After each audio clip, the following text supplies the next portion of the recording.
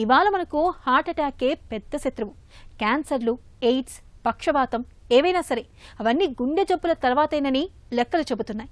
Heart attack, cardiac అరెస్టుతో ఈ భూమి మీద ప్రతి 90 సెకండ్లకు ఒకరు చనిపోతున్నారన్నది చేదు నిజం. ఈ ఆపత్కాలంలో సకాలంలో సిపిఆర్ ప్రక్రియను చేసినట్లయితే నిండు ప్రాణాల్ని మనం నిలబెట్టొచ్చు. గుండెపోటు, కార్డియాక్ అరెస్టుకు గురైన ఆపద సమయంలో ప్రాణాల్ని నిలిపే సిపిఆర్ విధానం గురించి ఇప్పుడు తెలుసుకుందాం.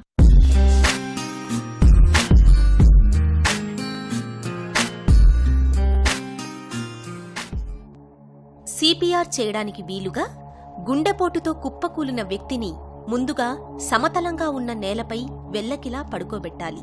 తరువాత ఆ వ్యక్తి గడ్డాన్ని కొద్దిగా పైకి ఎత్తి పట్టుకోవాలి. దీనివల్ల శ్వాసక్రియ సాఫీగా సాగడానికి వీలుగా ఉంటుంది. ఆపై తల దగ్గర పెట్టి ఊపిరి తీస్తున్నది లేనిది నిర్ధారణ చేసుకోవాలి.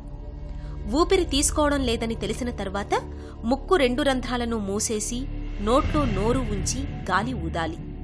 ప్రాణం ఉన్నట్లు కదలిక గాని ఊపిరి తీసుకోవడం గాని లేకపోతే ఛాతీపై ఒత్తిడి కలిగించేందుకు సిద్ధం కావాలి. ఛాతీ ఎముక కిందుగా మీ 2 చేతుల్ని ఉంచాలి. మోచేతుల్ని ఇదిగో ఇలా తిన్నగా ఉంచాలి. అంటే భుజాలు, మోచేతులు అన్నీ ఒకే లైన్లో ఉండాలి. దీనివల్ల మీ శరీరం బరువును ఉపయోగించుకునేందుకు వీలవుతుంది.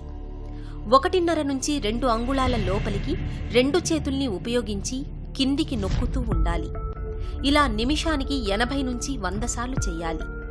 కిందికి నొక్కడం, పైకి వదలడం అన్నది 2 సమానంగా జరగాలి.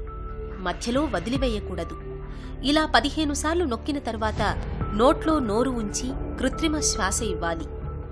గుండెపోటు వచ్చిన ఆపత్కాలంలో ఇలా సిపిఆర్ చేయటం వల్ల విలువైన ప్రాణాన్ని నిలబెట్టిన ప్రాణదాతలమవుతాం.